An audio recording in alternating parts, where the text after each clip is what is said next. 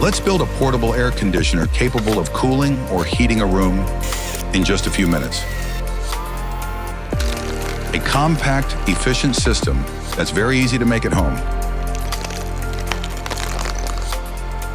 Do not try to replicate what you will see in this video without the proper training or safety precautions. Manufacture of the condenser. With this copper tubing, we're going to make the condenser coil for our air conditioner. It's a 1/4 inch thick copper tube, 3 meters long. We'll make elongated coils using any spray paint can to shape the curves. Copper tubing is widely used in air conditioning because of its excellent thermal conductivity.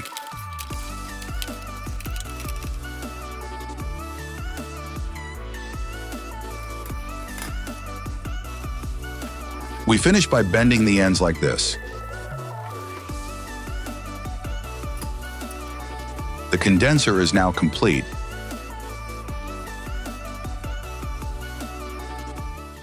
Evaporator manufacturing.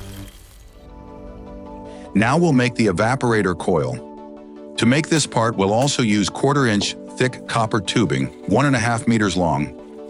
Again, we'll use the same can, but this time we'll make a completely circular coil.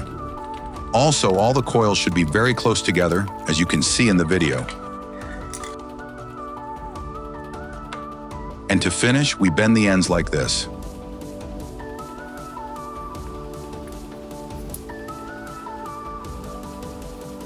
This is how this piece will look. Assembly. We're going to use this wooden base, which measures 45 by 28 centimeters. We've already drilled a series of holes to attach the different components. We'll use these brackets to attach the evaporator and condenser that we made earlier.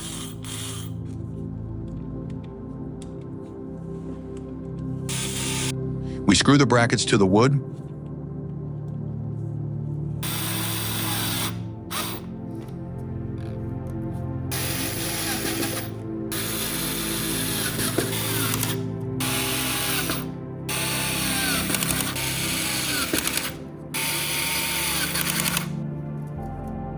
We'll insert a nylon cable tie into each of the brackets.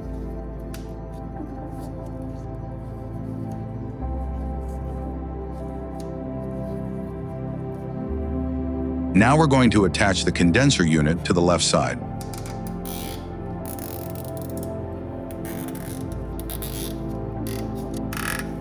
We tighten the cable ties and cut off the excess.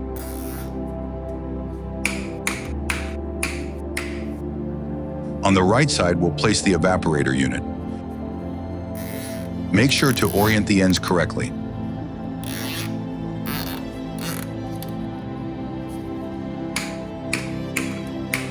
We've taken the filter and capillary tube from a broken domestic refrigerator.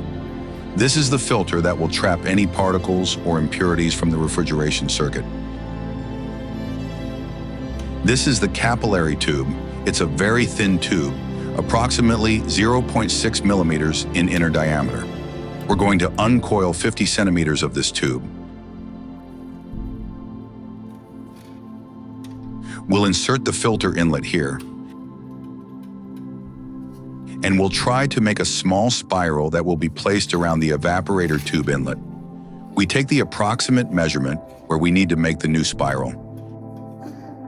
And now we will use a small cylinder to shape the spirals.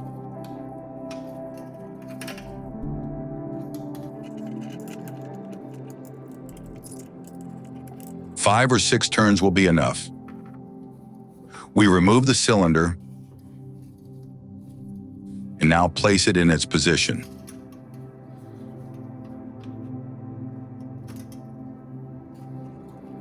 We unwind 2 turns from the end of the capillary tube and insert the end into the evaporator inlet. With pliers, we carefully crimp the evaporator inlet, being very careful not to crush the capillary tube as well. Now we will apply flux to the areas where we need to solder. We will put a little on the junction of the condenser and the filter, and we will solder it with a soldering iron and solder. We will also apply flux to the junction of the capillary tube and the evaporator, and again we will solder it with solder.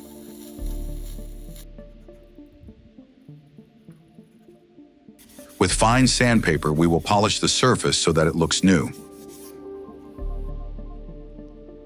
This is how our tubes look soldered.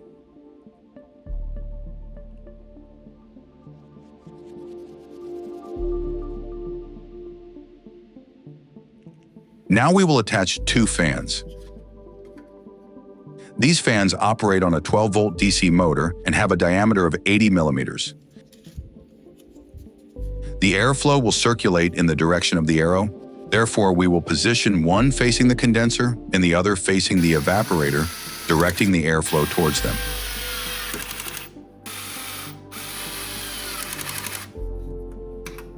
This is a 9-volt battery holder. It has a built-in power switch.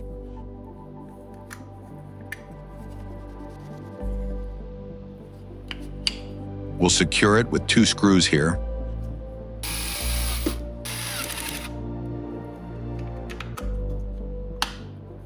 We'll also attach this small terminal block.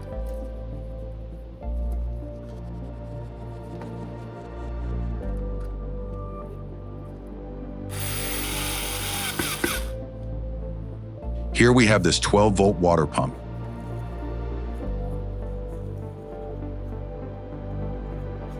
So this is the suction port where the refrigerant will enter, and this is the pressure port where the refrigerant will be expelled.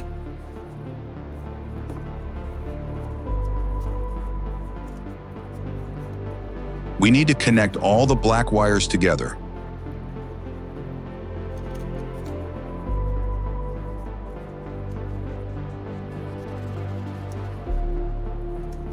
We'll connect the black wires from both fans and the pump to the negative terminal of the battery.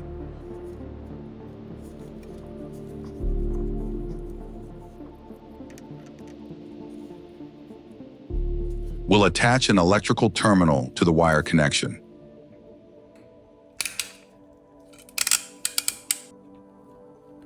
Now we'll also connect all the red wires. The red wires from the fans and the pump will be connected to the positive terminal of the battery. We'll attach another electrical terminal, and we'll secure both terminals to the terminal block. Remember to subscribe if you like this type of content and leave a comment to support us. This piece will be the refrigerant pump bracket. We insert it and tighten the clamp with these screws. We'll fix it to the wood in this position.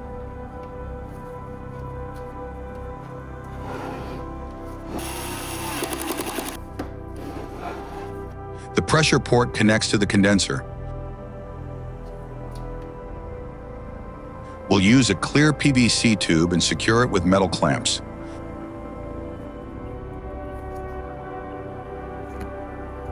The suction port connects to the evaporator.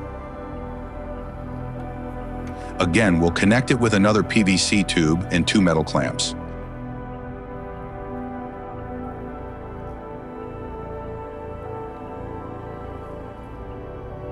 A simple 9-volt battery will provide enough power to run the entire system.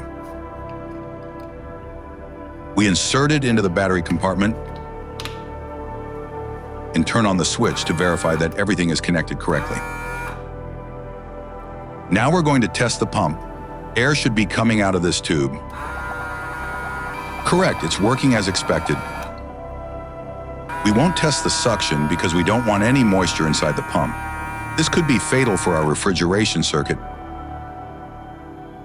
This acrylic plate will separate the cold zone from the hot zone. We previously drilled a hole to pass the pressure tube through, and now we can connect it to the condenser.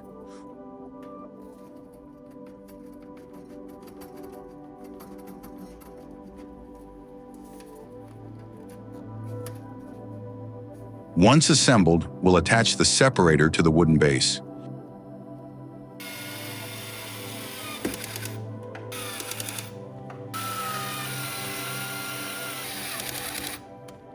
Now we'll also connect the suction tube to the evaporator. But we won't insert it completely yet. This will be our refrigerant gas. It's isobutane. We'll inject it into the system using a hypodermic needle.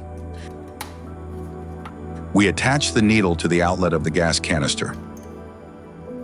We pierce the needle into the PVC tube and inject the gas into the system. Isobutane, also known as R600A, is an excellent refrigerant. We won't fill the system completely. A little gas should be enough. We quickly insert the tube to seal the leak and secure it with its clamp. With this, our portable air conditioner, which generates both cooling and heating, is ready to operate.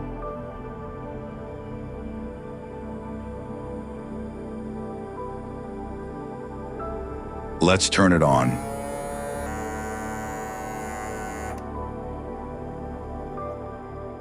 And now the tests begin. Air conditioning equipment test. When the switch is flipped, the fans and the pump start simultaneously. The pump compresses the gas and circulates it through the condenser. The filter collects impurities, and the capillary tube, being very thin, causes a large pressure increase in the condenser. Upon reaching the evaporator, the tube's cross-section increases, resulting in a significant pressure drop, and the gas evaporates, absorbing heat. This is why it cools down. In just a few seconds, we can see ice or frost starting to form around the evaporator. We've sped up this shot so you can better see the freezing effect. Conversely, the condenser coil emits heat, which could be used to heat a room. It cools at one end and heats at the other. Using a laser infrared thermometer, we can verify that the temperature has dropped to 10 degrees below zero. And in the condenser, the temperature has risen to 30 degrees Celsius.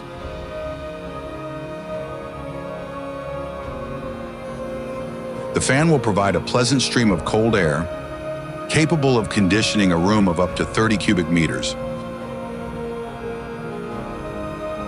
You can see that the ice we scrape melts in our fingers. It's real ice, contrary to what some comments about the previous prototype said.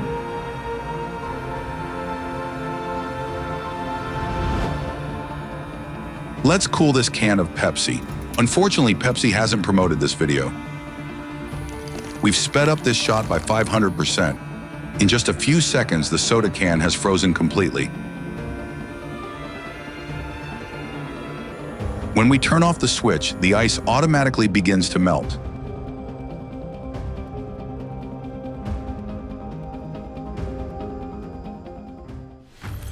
Air conditioning for a room. The design of this portable air conditioner prototype allows us to install it in a sliding window with a blind. Here we can see how it fits perfectly with the window tracks.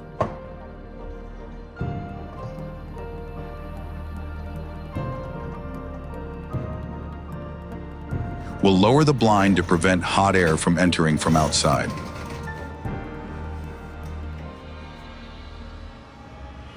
Now, by flipping the switch, it will begin to cool the air inside our room. We'll speed up the recording a bit to better appreciate the cooling effect.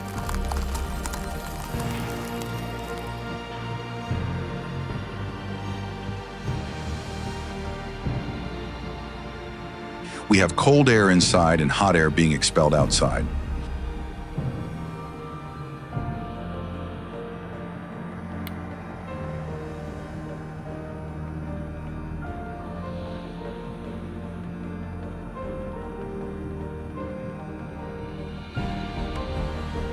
Since we've had it on for a longer period, the temperature reading drops much lower, reaching 19 degrees below zero.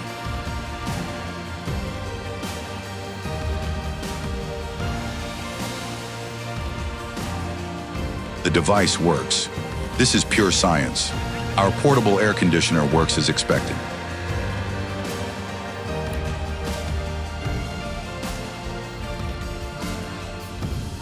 Thanks for watching the video to the end.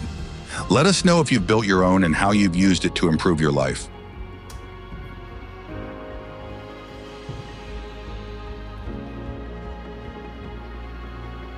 See you in the next video.